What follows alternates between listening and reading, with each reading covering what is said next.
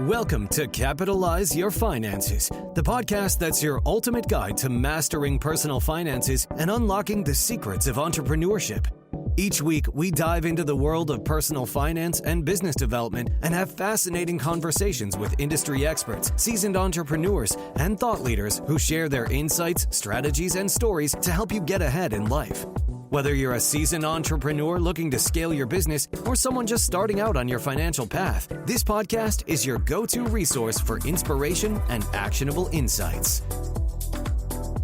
Welcome back to Capitalize Your Finances. As always, I'm your host, Chris Ray Panayiotou, certified financial planning professional, the Cap and Capitalize. And on today's episode, I'm going to get into 6 consequences of a 40-year time horizon, specifically when it comes to retirement. But as always, before we get into the meat of this episode, the free advice for the week. Just because you retired, this does not mean that you're dead. So I want you to think on that as we dive into this episode, and it's going to make more sense as you follow along. So back in November of 2025, Manulife John Hancock published its 11th annual Financial Resilience and Longevity Report. And it's building on its ongoing collaboration with the MIT Age Lab and the recently published Longevity Preparedness Index. So as the report details, the number of centenarians, thank you, those that are 100 and over, it's increasing rapidly in the United States. Maybe not rapidly, steadily in the United States.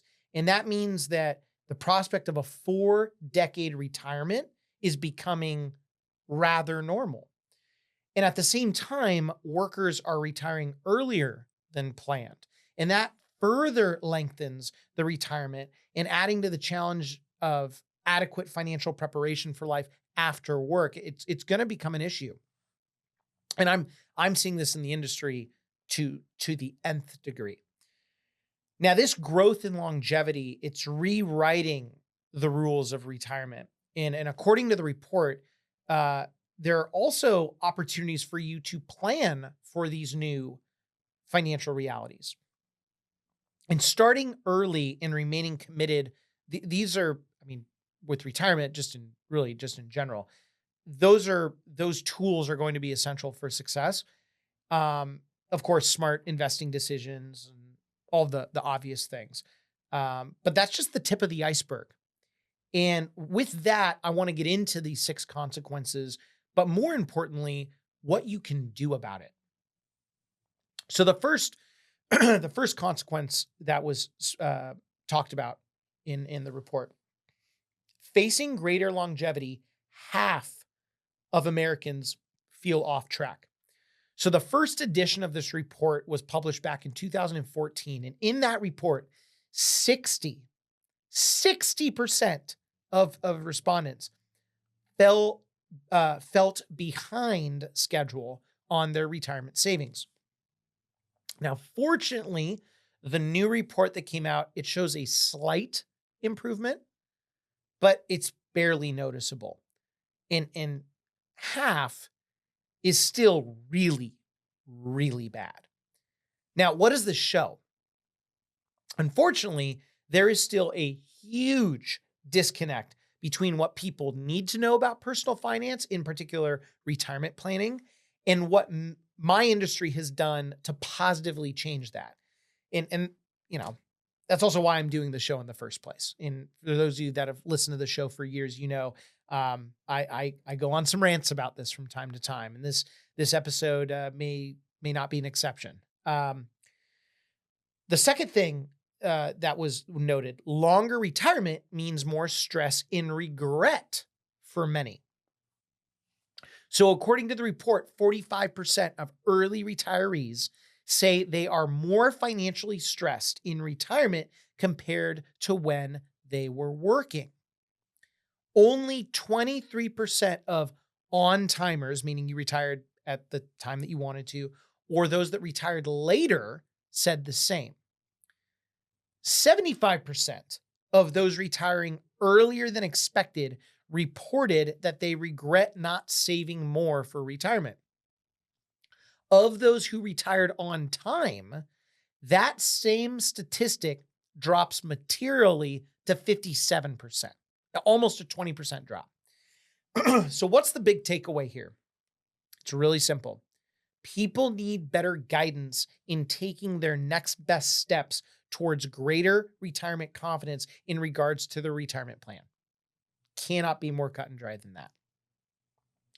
Now, the third thing I wanted to mention, and is piggybacking off of consequence number 2, longer retirement heightens the importance of much lacking planning. So the report stated 46% of individuals who retired earlier than they planned did not take the time or effort to create a formal financial or retirement plan before retiring. 46%. That's crazy. That means half of people just enter retirement just blind. Now, for those that retired on time or later, 75% or so had some type of formal retirement plan. Much better. Now, before we head into the commercial, a few things that you can do to help with this step, and it's really not complicated. Number 1, establish a budget. Number 2, improve your health. And then number 3, understand basic tax consequences in regards to your current retirement, in particular when you are about to retire. So we're going to take a quick commercial break. And when we come back, we're going to get into number 4 of the 6 consequences of a 40-year time horizon. So don't go anywhere. Stick around. Are you ready to transform the way you approach sales? This episode is sponsored by the second book in the Capitalize series, Capitalize Your Sales, the all-in-one sales framework that saves you from ever struggling again and teaches you how to sell with sincerity, which dives deep into the art and science of driving sustainable growth. Packed with strategies that go beyond surface-level techniques, this book will help you understand what it takes to truly connect with clients, build long-term relationships, and close deals. Whether you're looking to fine-tune your sales craft or break through to the next level, Capitalize Your Sales offers a roadmap to success designed for today's fast-paced business world. Head on over to your favorite bookstore, order today, and start capitalizing your sales immediately. And now, back to the episode. Welcome back from the commercial break. We're going to get into number 4 of the 6 consequences of a 40-year time horizon. Generational differences are magnified by greater longevity. And this was one of the more interesting stats that I discovered. So the report shows huge generational differences in retirement planning approaches. While millennials, Gen X, and baby boomers ranked retirement consistently as their top priority, Generation Z had a greater concern for managing day-to-day expenses and building emergency funds. Now, that part is not shocking to me given the life circumstances with each generation and where they're at, but this is where it gets interesting. Generation Z believes an ideal age for retirement is 59. That is far lower than other generations. So millennials believe age 61 is optimal. Generation X, 64, and baby boomers, 67. Now, one thing that every generation had in common is that ideal retirement ages are younger than expected retirement ages. Because again, I just went over the ideal age for retirement. Now, Generation Z expects to retire at age 67 versus their ideal age of 59. Millennials, Gen X, and baby boomers expect 69 to be their age of retirement versus 61, 64, and 67 for ideal ages. Now, a lot of you listening in initially could think, oh, that's really bad because ideally I want to retire earlier, but I'm expecting to retire later than my ideal date. I actually think this is a good thing based on the data. And not only is it good for relative expectations, the longer you live, the more you will have saved up to be fiscally successful in your later years. So hang on to those later expected retirement dates. That is going to benefit you in the long run. Now, the fifth consequence that I wanted to talk about. This one hits home. Financial professionals are unsuccessfully breaking through the noise. So if people are choosing to work with a certified financial planner or a financial advisor, and for those of you that have listened to the show for years, you know my thoughts on financial advisors. I think they're going to be extinct very soon. Trust is significantly reduced, and people of all generations feel that they are simply being sold, quote unquote, something as a fix to retirement versus a more interactive planning experience. This is of zero remote shock to me at all. And I have mentioned this ad nauseum on previous episodes. I'm going to mention it again because it still needs to be drilled into everyone's brain. Monies are not, they don't work the same. Different monies work differently. And a lot of advisors, what they do, they ask your risk tolerance. They back you into an emotionally unintelligent way of matching your emotions with a portfolio, again, based on risk tolerance. And then they just rebalance everything on a monthly or quarterly or semi-annually basis. And then they meet with you. They talk about your goals, your dreams. But a lot of that is just kind of fluff because they think, oh, well, you're going to do okay. It doesn't really matter. And you're probably thinking like, oh, that is not what I experienced from my advisor or my planner. Like, well, that's what's happening behind the scenes. You're probably put into 1, 2, or 3 different portfolios that they have. And based on your risk tolerance, your plan is actually no different than everyone else's plan. There's nothing wrong with having overlapping investments. Like if XYZ company is good enough for me, it should be good enough for you type of thing. That I'm not worried about.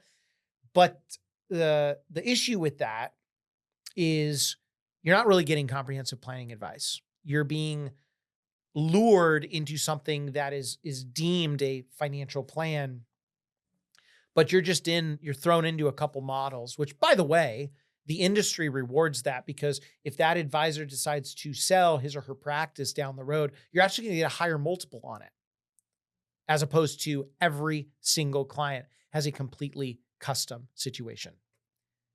And I'm actually proud to say that I have done myself in terms of the value of my business. I've been a behoovement because everyone is completely custom. Like I said, if XYZ company is good enough for me, it should be good enough for other clients. And there can be some synergies there. But when it comes to the actual plan, they are all different. There's not just like 2 or 3 portfolios and you call it good. There are certain tax strategies. There are certain ways of locating your assets so that you can draw them down accordingly. There is a combination of the two where you have certain investments that maybe pay a higher return on the surface, but they're more tax inefficient. So you need to put those into an IRA because those are tax at ordinary income anyways. And then you take more tax efficient investments, you put them in those non-qualified accounts. And then you have some taxable strategy. Then when you pass away, your heirs get a step up in basis. I mean, I just went on a little rant of the tip of the iceberg of what actual planning is. But if I summed all that up, what I would tell you is money in these monies out there, they're not fixed assets. Monies are very dynamic. And if you're going to work with a professional, make sure whoever you are working with is truly dynamic when it comes to understanding financially how all of those monies work. You're not just setting it and forgetting it. That's what most people do. I'm just telling you what it is. Now, number 6, the last consequence of a 40-year time horizon, 4D year time horizon. Most lack a plan for how to spend time in retirement, which is equally as important. Now, obviously, financial planning in retirement gets a boatload of attention. And again, understandably and rightfully so. But don't overlook the behavioral side of your later years. Most retired people report missing the camaraderie of their workplace. Those that reported to be happier with their retirement situation stated they were active in group activities and social situations that kept them engaged and lively. So, what can you do about all of this to not succumb to the consequences of a 40-year time horizon in retirement? What can you do? Number one, never stop learning. Number two, if you are going to work with a planner, again, not an advisor, a certified financial planner, make sure that whoever it is you're working with are perpetually a student of the business. They're a student of the industry. They're a student of investments. They're up to speed and up to date on maybe not the latest and greatest, because the latest and greatest doesn't mean that it's going to be truly the greatest. It could just be the latest thing that Wall Street is packaging up. But you need to be aware. What I'm saying is you want to be with someone that understands that the world of money, it is constantly changing and evolving. And if your planner is simply doing the same thing over and over and over again, just because, you need to find a new one because you are missing out. One thing I think would be kind of valuable if you're interviewing planners out there is ask them how certain plans have changed over the years and how certain strategies have changed. And I'll give you an example. So kind of a surface level one. So this May, so May 12th of 2026 will be my 11th year of starting what is now Capitalize Your Finances. And I can tell you the first couple years in my, after I left the Wall Street firms, but my first couple years in what is Capitalize Your Finances now, I remember for, for intermediate types of monies, which again, if you haven't read my first book, you're going to want to go and snag Capitalize Your Finances on Amazon, and you'll understand what I mean by this. But intermediate types of monies, again, we can't just risk it in the long run in the market, but you can't just sit on your hands. Well, due to where interest rates were, it was really hard to use those types of investments as well as immediate monies because interest rates were low and then they kept dropping lower and lower. So at that point, fixed annuities or even equity index annuities were more popular and favorable back then relative to the environment. Well, now that interest rates have started to rise, the bummer with certain strategies like that is they are illiquid and they can be convoluted and some people can perceive them to be expensive, and that the price is not what I'm even getting into. Okay. They do their job, but understanding that interest rates are where they are today, bonds are actually earning very similar returns to fixed annuities, or in some cases, even equity index annuities, which you can't guarantee what those rates of return are going to be. But relatively speaking, the illiquidity premium, meaning if you're going to go and invest in those annuities and they are illiquid or something that is illiquid, you should earn a delta in a higher return as opposed to something that is liquid. It's so minute that in many ways, laddering bonds has replaced fixed annuities or equity index annuities. And again, I'm not giving advice, but that's a snippet of how things have changed. And that's just a sliver of what you could expect. And constantly ask who you're interviewing, like, well, what other things? What other things? What's changed in your plan? Ask your planner what their plan looks like. Because a lot of planners don't actually preach or practice what they preach. In fact, I think it was last year or 2 years ago, the Certified Financial Planning Board, and they release a bunch of numbers on certified financial planners in the country. 2 out of 10 certified financial planners are either filing or have filed for bankruptcy. Scary stuff, man. Scary stuff. And then number 3, okay, as far as a tip that you can take. Map out what you want to do with your life after you retire. And it sounds really simple. And to some of you, it may even sound kind of silly and like beneath you, which is an awful way to think. Trust me, once you get there, meaning retirement, and you have that, now what do I do feeling, it can get really lonely and really, really scary. And I'd much rather have you begrudgingly go through this exercise now. Think what you want about me. I don't care. I really don't. Thank me in retirement. And then the opposite would be not listening to any of this, push it off, and then realize how critical this step was in the fact that you missed it and there's no going back. So that does it for today's episode on the 6 consequences of a 40-year time horizon in retirement. Excuse me. I had a blast writing this episode. And, if you want me to do more of these, please let me know. But until next time, as always, I'm your host, Christopher A. Panayiotou, certified financial planning professional, the Cap and Capitalize.